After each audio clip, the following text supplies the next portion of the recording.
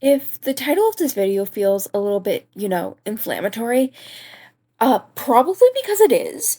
But, let's talk about it.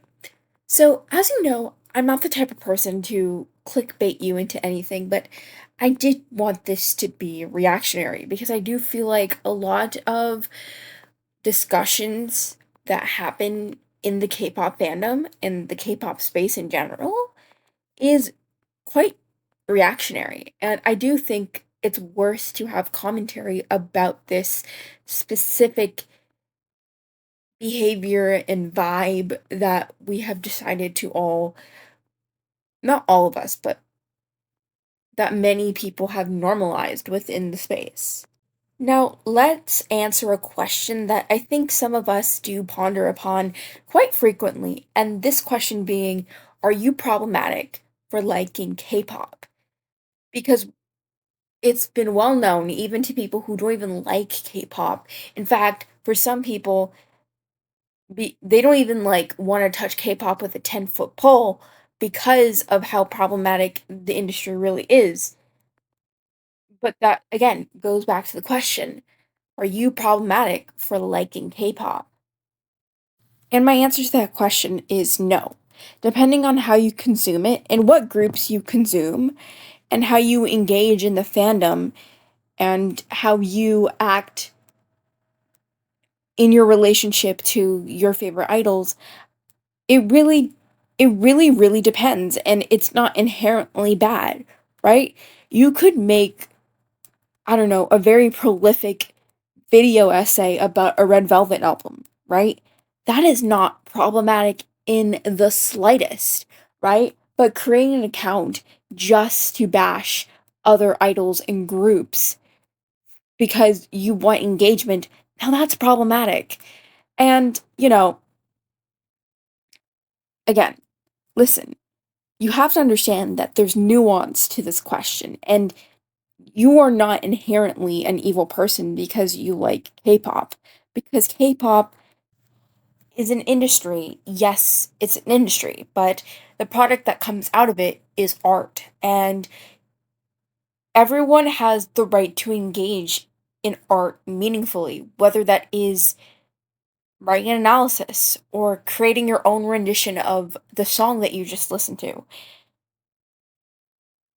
K-pop is art, and we have to really start acknowledging that because I do feel like K-pop stans tend to gravitate to the more materialistic or even like surface level parts of the industry, whether that is looks or even, streams. We have to start acknowledging that if we don't treat K-pop like um it is not a part of the art in the medium of music and just art itself, because it can be very restraining if we don't look at K-pop music as art itself, because we might not be able to grow as an audience or be curious about what music can really be or be able to see new concepts be applied to our favorite artists. And it can be really restraining in terms of growth. In order to satisfy an algorithm, a lot of companies and maybe even producers and creators could sacrifice the literal art of creating music because there is kind of like this movement, not movement, but like kind of this normalization of the superficiality of K-pop and not really acknowledging that the K-pop music that you listen to is art. And I feel like this observation might be incorrect, and you might see it and you might not. So if you think this is kind of too far-fetched, forgive me. But I do believe that I feel like some K-pop stans don't believe that their favorite groups, even though they're very successful, are, I don't know, I feel like they want them to remain in a bubble so they can remain in, as an audience, as a listener, as a stan, comfortable. And that they don't think that their favorite artists are capable of exploring their artistry or even engaging in artistry. And I think not taking K-pop seriously as like genuine art is I think it stems from the fact that there is a stigma and there is like deep shame to admit to people that you like K-pop because there has been like historical evidence. Okay, historical evidence is kind of crazy, but there's been like evidence of and accounts of people being bullied and being teased because they liked K-pop, right? There is this shame and there's this like image that people have of what a K-pop stan is, and I think because you know that other people won't take your interest seriously, in a weird way, you also don't see your interests seriously. Like the concept of, I don't know, your favorite K-pop group having a chance to be at the Grammys is it's kind of silly to you because sure, there might be some factors that might be completely valid for them to not get a Grammy, but like if a group that has like involvement in the production and the writing of a group, I don't know. Like for example, is nominated for a Grammy in the future, hopefully, right? I feel like some K-pop stans are genuinely still kind of ashamed that like somehow an interest that they kind of gate kept to themselves is kind of finding itself in the West, and you're worried that more people are going to tease you. So I feel like because in a way to kind of please people, you've not taken your interests as something that is valid, that you end up, I don't know, devaluing the idea that a group can be successful and win Grammys or have accolades because, well, you don't really have faith in yourself or the interests that you like. And this brings me to the main point of this video, shame. And I do ask for an apology for taking this long in the video to get to this point. But yes, I think we need to discuss shame and its relationship with being a K-pop stan. I think that there's a growing culture, even outside of the K-pop space, that prioritizes nonchalance over emotion and being honest with how you feel.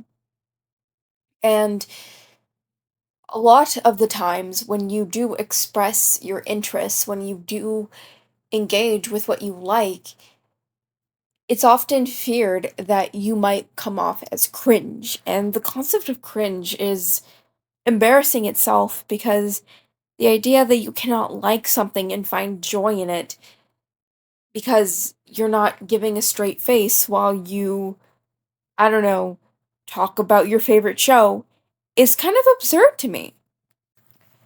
And I feel like with K-pop stans, there is this, I feel like there is this, like, I don't know, you know that, like, meme template of, like, I have two beasts inside me? I feel like that's what a lot of K-pop stans are, like, fighting. Like, they want to be nonchalant, but but they're very expressive at the same time, and they really love to show their love to their idols. So, it's quite saddening that people cannot talk about the things that they're interested in, especially K-pop, without being judged. Because it's not just about being judged. There's also racism, homophobia, misogyny, and sexism that, come with liking K-pop. I have read many anecdotes of people saying that they introduced or told their friend about them liking K-pop, and their friend in turn acted racistly towards those idols, or maybe even homophobically.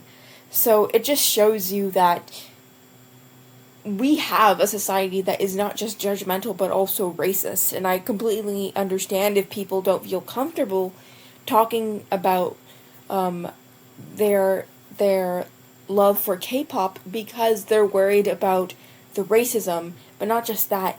If you are a fan who is also a person of color or even the same ethnicity as an idol that you like, that can be very stressful as it can bring harm towards yourself, and that is completely fair if you don't feel comfortable, talking about K-pop because of your own fear of being harmed. So, if we were to bring this back to the word shame and its relationship to a K-pop stan, I think this is why a lot of K-pop stans are a lot more harder on performances in the West, because they kind of hope that this, I feel like, I don't think it's like a thing that's in a lot of people's heads, because again, this is just an observation I have, and I could be completely wrong, but I do feel like a lot of stans want this performance to magically kind of make people think that, oh my god, K-pop is actually pretty valid as a hobby, and it could magically fix the stigmatization of K-pop in a lot of people who don't engage in K-pop and in fact are quite critical of it to a point where they might actually show a level of hatred. And for a lot of K-pop stans, or for some K-pop stans, this might be a validating performance potentially, because this could be the group that people socially accept in the West as like the cool group or the very talented, and they're kind of better than the rest of K-pop type of group, right? And it might validate them for what kind of music they actually listen to. So I think the reason why a lot of K-pop stans are very, very, like, critical of Western performances is because they expect the group to kind of fix how they themselves as a stan, as a fan, are perceived in the public, and how it maybe help them to remove that shame. And, that's not possible, because even if that group is well received in the West, I don't really think shame goes away because you're validated. And I think that validation can only last for a specific amount of time, and seeing how quick the industry moves, I think it would be even shorter than what I would probably guess. I think it might last around a month, but it could even be shorter than that. And your anxieties as a fan could lead to, I don't know, being worried about how long that acceptance will last, how much that validation will actually hold water. And that might make you not actually enjoy the group, but worry about how much acceptance they actually still hold in the West. And it's just saddening, because you're supposed to enjoy the music. You're supposed to enjoy seeing variety content, but now you're just stressed and anxious all the time.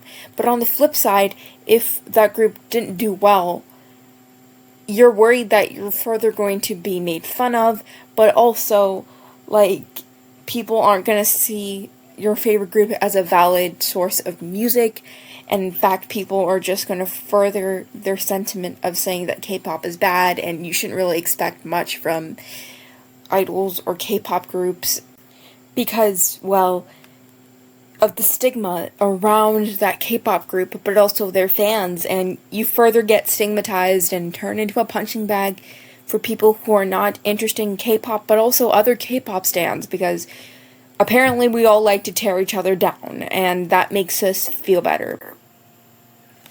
But speaking of fans, let's talk about the fandom itself, because I do feel like a big reason why a lot of people don't want to talk about their love for K-pop, or their interest in it at least, is, well, the stigma around how the fan base looks like, and how if you are a casual person who maybe likes K-pop casually, you're apparently committing a crime. Or if you are a non-K-pop stan and you mention, like, BTS or something, or you mention an idol, or, like, I don't know, and you don't really, like, kiss the ground that they walk on, you apparently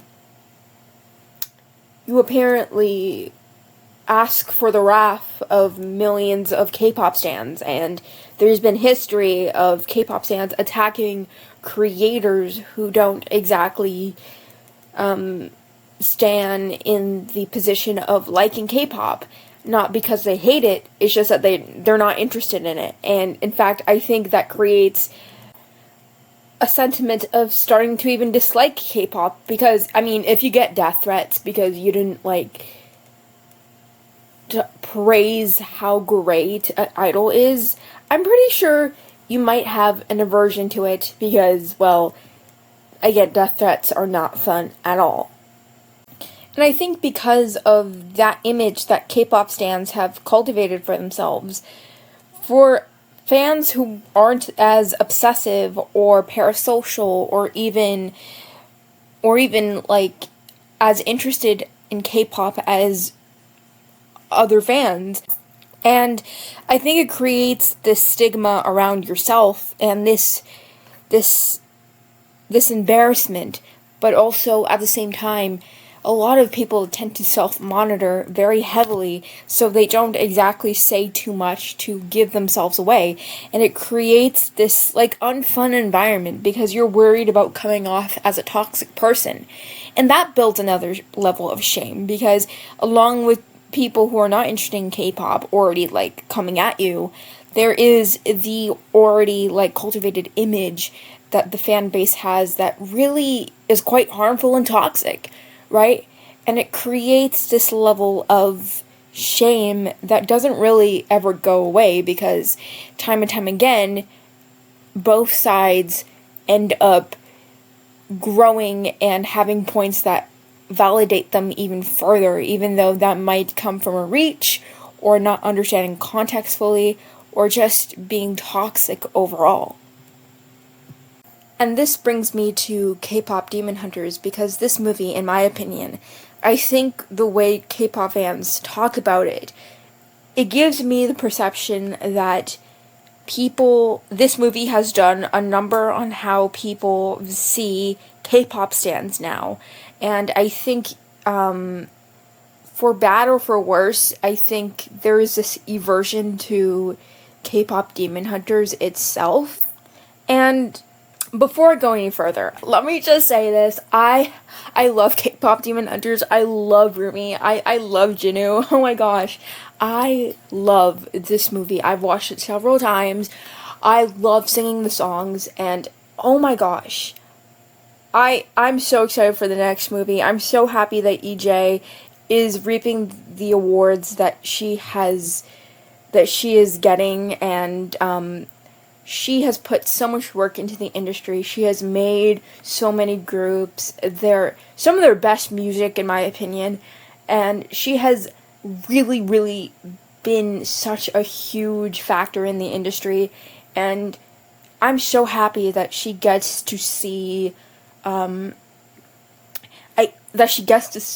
like, the rewards of her work, and I'm very happy that she's doing well. I'm so happy that K-pop Demon Hunters is, like, getting recognized. I think this is, like, I think any project that has people of color winning, especially at a time like this, I'm so happy to celebrate it, because a win for one of us is a win for all of us, and I'm just so happy.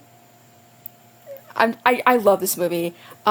If I made a video essay upon it, I would be yapping.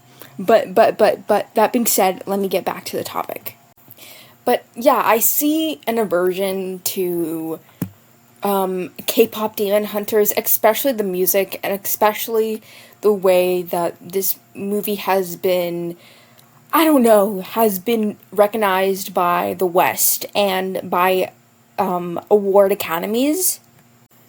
It's made some K-pop stans be upset because, again, this is an observation. I'm not talking about this like it's fact, but I do feel like some K-pop stans feel like K-pop Demon Hunters and EJ and Rayami and Audrey Nuna are kind of taking the place of their favorite idols from getting those rewards of being the first K-pop group to win a specific musical award or achievement. And, there's this, like, sentiment to not even consider the songs from K-pop Demon Hunters as K-pop at all. And, this might sound a little ignorant coming from me, but, I find that a little bit silly, in my opinion, because, if we look at who's helped to partake in the creation of it, from the top of my head, I'm gonna name Teddy and EJ. Teddy, you probably know him from his work with Blackpink. And let me just say this. You don't think Takedown or How It's Done doesn't sound like a Blackpink song? Just look at me. You can't look at me, but like, look me in the eye and tell me that you don't think that those two songs don't sound like Blackpink songs, right? There is so much clear inspiration that Golden is it was inspired by IVE's I Am, right? And plus, even without that, those two producers have done major work in the K-pop space, especially Teddy, and especially EJ, because, like, who helped to make, I don't know if she was, like, kind of, like, the sole, creator of drama, but I know that she is responsible, or in part, responsible for drama, and I'm like, hold on, K-pop Demon Hunters is very much K-pop. That's why it's called K-pop Demon Hunters, because clearly those producers studied not just their own work, but the industry in order to create the soundtrack that we have in our hands today. And I do feel like trying to deny that, the idea that K-pop Demon Hunters has any connection to K-pop, I think that's a bit unfair, because it discredits the work that the producers have gone into trying to portray K-pop in a way that works for the movie, but also it really discredits how much work EJ and Teddy and the other producers have had in creating how K-pop looks like today, because, again, producers, writers, creators don't really get the light or the credit that they really deserve. So that's why it's so important that EJ is being rewarded in the way that she is, because it just shows how much and how important it is to give the producers and the creators behind your favorite song their flowers.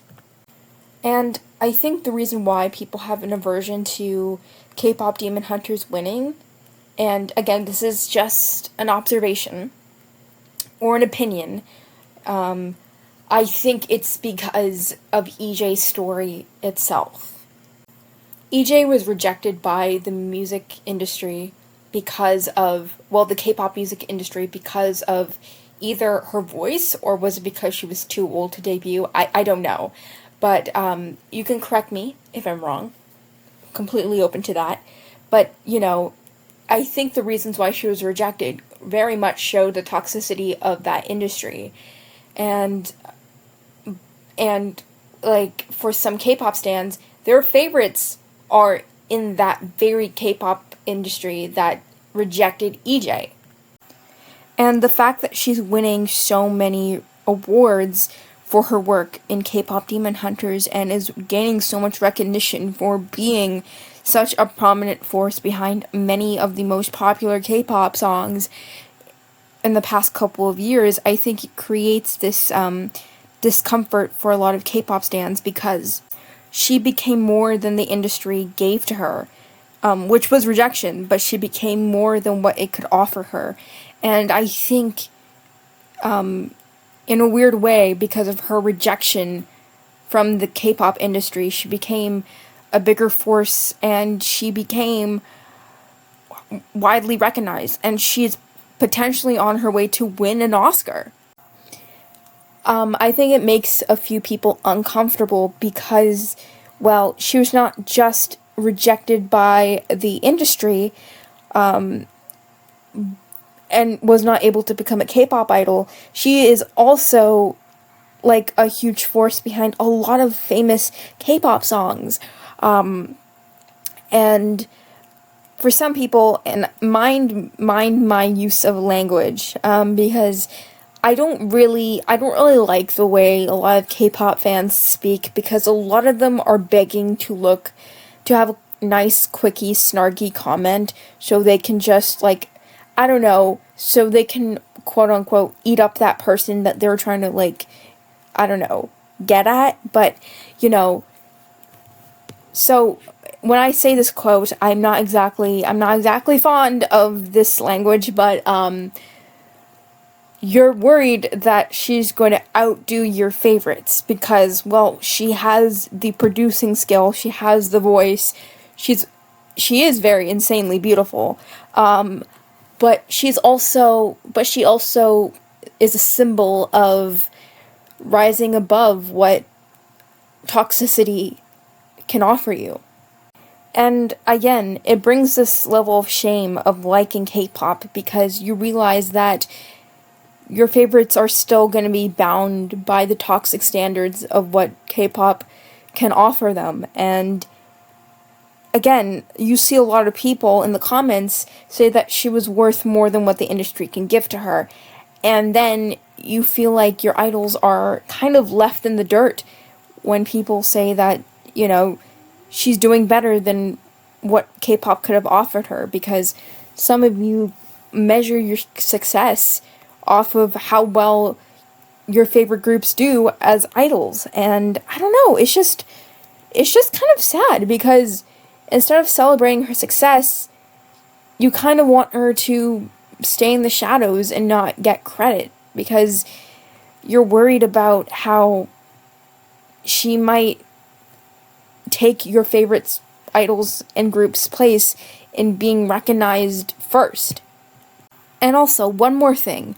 I think a lot of K-pop stans are not a fan of having their image, their reputation, because I feel like I forgot to touch on this, but I feel like a lot of K-pop stans have an aversion to K-pop Demon Hunters, specifically because it's a kids movie, and people perceive them through how, through a kids movie now, and I think, again, I don't, like, think this is, I don't know. Again, I find this a bit silly because kids' movies are not inherently less valuable than adult media.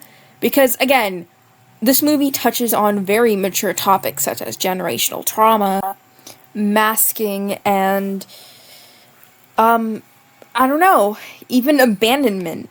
So I feel like this movie has a lot to talk about and is worthy of having discussions and valid video essays to talk about that too.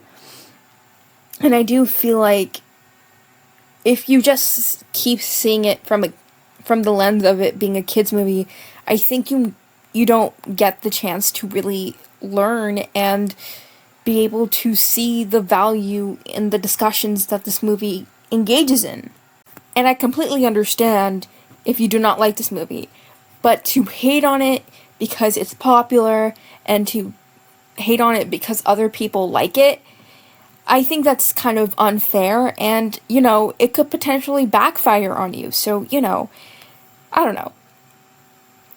And again, I do think the aversion to K-pop Demon Hunters is shame of how you're perceived and how cringe culture has told people that if you do not engage in nonchalance, you're not going to be taken seriously or be perceived as someone who has something of value to say. So what I'm saying is that if you're a K-pop stan who hates K-pop Demon Hunters because of the image it provides or the reputation that you think it provides K-pop stans, I don't know. I think you should just take a step back and think about why you need to hear what other people have to say in order to think of yourself. Why you feel the need to always perform for others when you should be allowed to enjoy what you want. So I guess what I'm saying is that I think we need to have a discussion on how to deconstruct from shame, and especially from cringe culture. And maybe I'll make a video about this, but I think this video is getting a little too long.